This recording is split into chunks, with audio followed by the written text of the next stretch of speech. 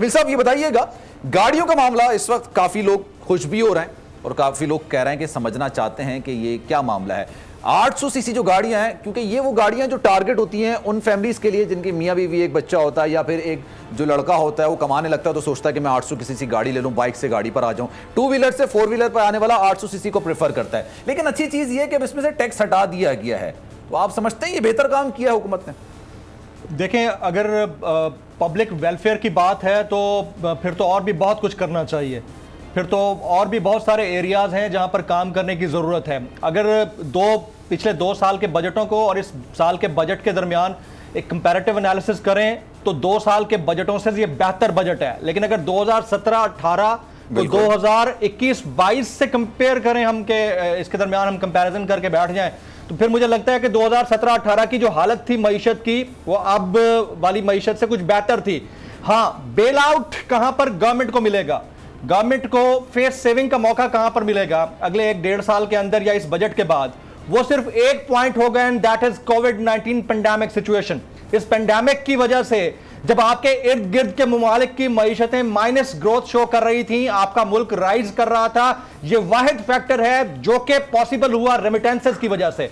अब आपके कुछ अहदाफ होते हैं, जिस तरह गाड़ियों की आपने बात की है, बड़ी अच्छी बात है। एक आम आदमी ख्वाब होगा उसका कि वो 2 व्हीलर से हटे गाड़ी आ जाए उसके पास, लेकिन हमारे मुल्क के अंदर अब जो जज्बातियत है अंडरस्टैंडिंग की वो जरा डिफरेंट है। हम लोग तो चाहते हैं कि प्राइम मिनिस्टर पाकिस्तान इमरान खान अपना हेलीकॉप्टर बेच के हर पाकिस्तानी को एक एक छोटी छोटी सुजुकी मेहरान लेके दे दें। वो नहीं कर सकते। तकरीबन सबको हर हल्के के अंदर हर एमएनए अपनी सारी जायदाद बेच के सबको बाइक्स दिला दे कम से कम, बड़ी अच्छी बात है। लेकिन हम अब जज्बातियत से हटकर जब इकोनॉमी को पढ़ते हैं, जब कार्ल मार्क्स के नजरियात को पढ़ते हैं या उसको छोड़ दें, हम पाकिस्तान के अपने इकोनॉमिस्ट की बात करते हैं तो वो बड़े ब्रूटल डिसीजंस लेने के कायल होते हैं। उसकी वजह यह है कि आपको बैलेंस रखना होता है। आपके इकोनॉमी का बैलेंस आपके नेचुरल बैलेंस से बिल्कुल कोइंसाइडिंग होता है, उसको आप इग्नोर नहीं कर सकते हैं। तो इस सूरत हाल के अंदर जो गवर्नमेंट के डिसीजंस हैं उसमें एक तबके को फायदा होगा, लोगों का हक है कि वो लें, लेकिन साथ साथ आपको नुकसान कहां है? आपकी टैक्स कलेक्शन कहां जाकर रुकेगी भाई? टैक्स कलेक्शन भी तो आपके अहदाफ में शामिल था ना। आपने विदहोल्डिंग टैक्स खत्म कर दिया, आप गाड़ियों को तो कभी पूरी होती नहीं है। मैं इसको थोड़ा सा और आगे बढ़ाता हूं। आप जो ब्रूटल की बात कर रहे हैं, 1300 अरब रुपए असद उमर साहब ने आते ही लगा दिए थे। मिनी बजट भी पेश किया गया था, फिर शब्बर जह दिया है, उन्होंने 700 अरब लगा दिए। अब अगर हम इसको सियासी तौर पर सोचा जाए तो पाकिस्तान तहरीक इंसाफ या इमरान खान साहब ये नहीं सोच रहे होंगे कि मैं क्या 5 साल जो है वो ब्रूटल फैसले ही करता रहूंगा तो अगली हुकूमत कैसे मिलनी है मुझे?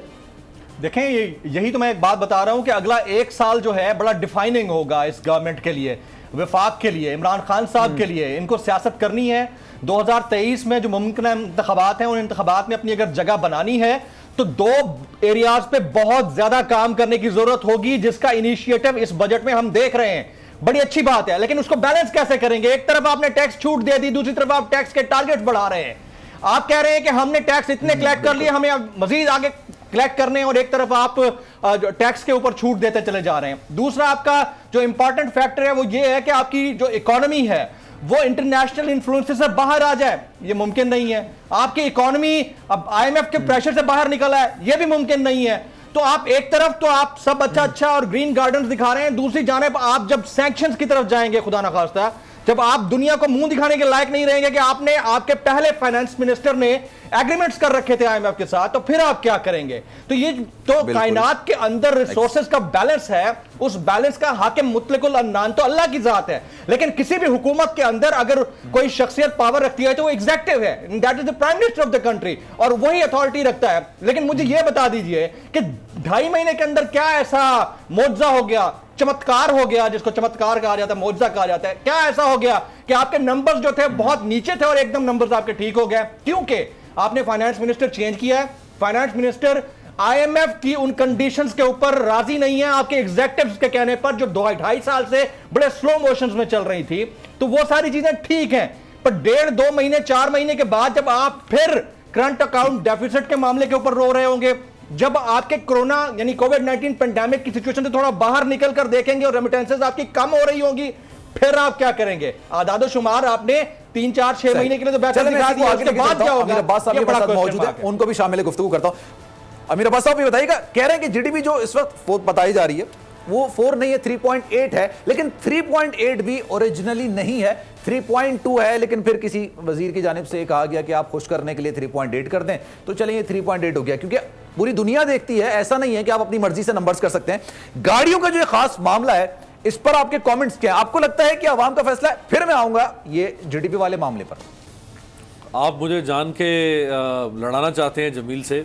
देखिए मैं सलमान सर, आप समझता हूँ आपकी शरारत को। मोहतरम उस्ताद हैं और जमील भाई मेरे उस्ताद हैं, मैं आपको हर किस लड़ाना नहीं चाहता। आज तो लड़े ही लड़े भाई। देखिए लेकिन आप लोगों का पॉइंट ऑफ व्यू अलग हो सकता है और मैं आप दोनों के पॉइंट ऑफ व्यू से सीखने की कोशिश करूंगा। देखिए सलमान, मैं बुनियादी तौर पे बहुत प्रो पीपल आदमी हूँ, मैं एंटी स्टेटस को हूँ, मैं प्रो सोशल वेलफेयर डेमोक्रेसी हूँ, मैं इंतहाई कटर किस्म का वेलफेयर स्टेट का हामी शख्स हूँ। लिहाजा मुझसे अगर आप पूछे तो मैं तो कहूँगा कि एक घर में अगर 3 लोग हैं तो उन तीनों को गाड़ी खरीदने का हक हासिल होना चाहिए।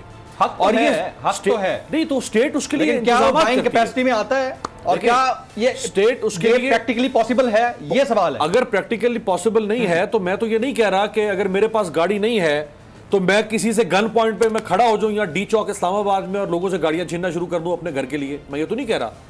अगर मेरे पास बाइंग कैपेसिटी होगी तो मैं गाड़ी खरीदूंगा, लेकिन ये स्टेट की रिस्पॉन्सिबिलिटी है बाबा। ये बहुत ऑब्सोलीट मेंटालिटी है कि गाड़ी घर ये लग्जरी है। आज जो वेलफेयर स्टेट होती है उसमें घर और गाड़ी लग्जरी नहीं है, ये नेसेसिटी है। और आपको वेस्टर्न डेमोक्रेसीज के अंदर अमेरिका में, कनाडा में गाड़ी और घर, ये आपके साथ 3 मोतबर लोग बैठे हैं, 0% मार्कअप से लेके मैक्सिमम 3% मार्कअप पर मिलती है ये सब चीजें। कोई शख्स आपको सॉरी आज मुझे ये सुनने को एक बड़ी इंपॉर्टेंट मिली है। सिर्फ ये बात कहना चाह रहा हूं कि गाड़ी लग्जरी में नहीं आती, कंफर्ट में आती है। हुकूमत के लिए बात कर रहे हैं, मुझे बता दें अगर इस बात के ऊपर एक कमेंट ही कर दें। मैं इसी की बात कर रहा हूं कि एक ऐसी हुकूमत में आप ये बात कर रहे हैं कि नेसेसिटी की, जो ये कहता है कि गीजर पर अगर आप पानी करना आते हैं तो ये अय्याशी है, तो ये तो स्टुपिडिटी है। बड़ी बात और क्या, ये तो नॉनसेंस है। अगर कोई बात ये करेगा वो नॉनसेंस बात कर रहा है, अगर कोई ऐसी बात कर रहा है तो वो स्टुपिड है। मैं तो उसको एंडोर्स नहीं कर सकता कि वो ये कोई वो सही बात कर रहा है या कोई लॉजिक की बात कर रहा है। मैं तो वो बात करूंगा ना जो मुझे उनकी मेंटालिटी, उनकी सोच ही है। अभी इस वक्त जो हुकूमत है उनकी सोच ही है। देखिए मैं जिसकी भी ये सोच है उसकी सोच पर तुफ है, जिसकी भी ये सोच है। मैं तो किसी की सोच को एंडोर्स क्या करना नहीं, मैं तो अपनी सोच आपके सामने रख रहा हूं ना। बात ये है कि सलमान, ये देखें, ये अब रियासत हम एक जमाने में हम कहते थे कपड़ा चाहिए पहनने के लिए, क्या आज भी आप मुझे कपड़े का लालच देंगे? आज मुझे मखमल दें, कम ख्वाब दें। 73 साल हो गए इस मुल्क को, मैं 4th जनरेशन हूं इस मुल्क की। आज मुझे रोटी नहीं चाहिए, आज मुझे अच्छा मुरगन खाना चाहिए, आज मुझे बेहतर न्यूट्रिशियस खाना चाहिए। मुझे ये मत लारे दे कि मैं रोटी भिगो के रोटी खा लूं। मुझे अच्छा घर चाहिए, मुझे लाइफस्टाइल चाहिए, मुझे क्वालिटी ऑफ लाइफ चाहिए। मेरा राइट है, मेरा पेटेंट राइट है कि मैं क्वालिटी ऑफ लाइफ का रियासत से मुतालबा करूं। और अगर जो इसके रास्ते में रुकावट खड़ी करेगा मैं उसको अपना दुश्मन से सबर करूंगा। यह हर शहरी का राइट है, उसके पास गाड़ी, घर, बेहतर जिंदगी, अच्छा लिबास, रहन सहन, ये सब कुछ हो। आज दुनिया के अंदर ये घर में हीटर या एसी, ये पार्ट ऑफ लाइफ, ये पार्ट एंड पार्सल है। आज भी आपके मुल्क के अंदर एसी घर में लगाना लग्जरी तस्वर किया जाता है। आज भी सर्दियों में लोग ठिठर के मर रहे होते हैं। आप जरा देहातों की जिंदगी तो जाके देखें, हमने तो देखी है वो जिंदगी। एक ही कमरे के अंदर लोग आग जलाते हैं, उस कमरे में लोग अपने जानवरों को बांधते हैं सलमान, ताकि उस कमरे में जानवरों की हीट से वो अपनी रात गुजार सकें। वो बकरियां बांधते हैं, वहीं पे सोते हैं ताकि बकरी की बॉडी हीट से उनको सुकून मिल सके। आज आप कहते हैं मैं घर पे हीटर ना लगाऊं, ये लग्जरी है? अगर ये लग्जरी है तो लानत है उस नेसेसिटी के ऊपर जिस नेसेसिटी की डेफिनेशन ये रियासत कर रही है। सोच को इवॉल्व करने की जरूरत है हमें। अच्छा, मैं यहां पर 2-3 चीजों के ऊपर बात करना चाहूंगा। सबसे पहले तो यह है कि अगर कोई शख्स हामी है वेलफेयर स्टेट का, तो मेरे ख्याल में इमरान खान साहब के जो प्रोजेक्ट है ना, एहसास प्रोग्राम और भूखे लोगों को खाना खिलाने वाला प्रोग्राम, उससे अच्छे वेलफेयर प्रोजेक्ट्स नहीं हो सकते। तो फिर सबसे पहले तो उनकी तारीफ बनती है, जो कि करनी चाहिए किसी भी वाइज आदमी को, ठीक है। और उसके बाद अगर यही करवाना है तो फिर ये भी सारा खान साहब के जिम्मे लगा दिया जाए कि जितनी लग्जरीज है उनको कंफर्ट में और नेसेसिटीज में बदलकर पाकिस्तान को नया पाकिस्तान दे दें। तो मेरे ख्याल में कुछ चीजें प्रैक्टिकली पॉसिबल नहीं होती हैं, उनको पॉसिबल करने के लिए एक सेकंड मुतालबा कर नहीं है, एक सेकंड सलमान, ये तो मुतालबा नहीं कर रहा है ना। अच्छा, दूसरी इंपॉर्टेंट बात ये है कि इकोनॉमिक्स जो है ना, इकोनॉमिक्स वो जज्बात के ऊपर नहीं चलती। इकोनॉमिक्स बड़े स्टैंडर्डाइज किस्म के फैक्ट्स एंड स्टैटिस्टिक्स के ऊपर चलती है, और अगर जज्बात के ऊपर चलती होती तो पाकिस्तान 1973 के अंदर ही पता नहीं क्या बन चुका होता। ये दुनिया में हो रहा है ना। अच्छा, गाड़ियां लोगों को 0% मार्कअप में मिल रही है ना, मार्कअप बैंक से मिलेगी ना, बैंक से मिलेगी ना, बैंक से मिलेगी ना। जब एक बंदा यही इकोनॉमिस्ट से पूछ रहे हैं, आपको जवाब मिल जाएगा अभी। आप अगर एक टैक्स दे रहे हैं, आप टैक्स पेयर हैं, आप अपनी तनख्वाह से भी टैक्स दे रहे हैं, आप मार्केट से कुछ लेने जाते हैं तो टैक्स दे रहे हैं, आप सुई से लेके एक जहाज के टिकट तक का हर चीज का टैक्स दे रहे हैं। ये चीज आपके डायमेंशंस तो बढ़ेंगे ना यार। टू बी वेरी ऑनेस्ट, आप फिर एक कमरे में आग जला के नहीं सोना पसंद करेंगे अगर आप हर चीज पर टैक्स दे रहे हैं। और जब वो टैक्स यूटिलाइज होना, दैट्स द बेसिक पॉइंट। ये किसकी जिम्मेदारी है कि टैक्स को सही यूटिलाइज कर? यही तो पॉइंट है।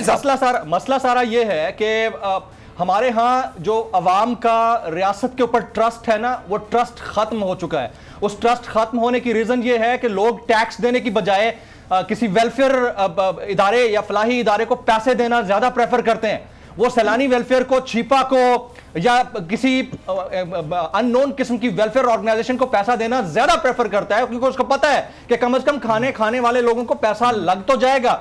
पाकिस्तान के अंदर ये जो ट्रस्ट डेफिसिट है ना, इसने बड़ा मामला खराब किया है। लेकिन इसके बावजूद, तमाम तर के चीजें कहने के बावजूद, अगर कोई बंदा राइट रखता है, वो डिजर्विंग है, उसने हार्डवर्क किया है, तो ही has all the right to attain. अच्छा, मुझे ब्रेक लेना है।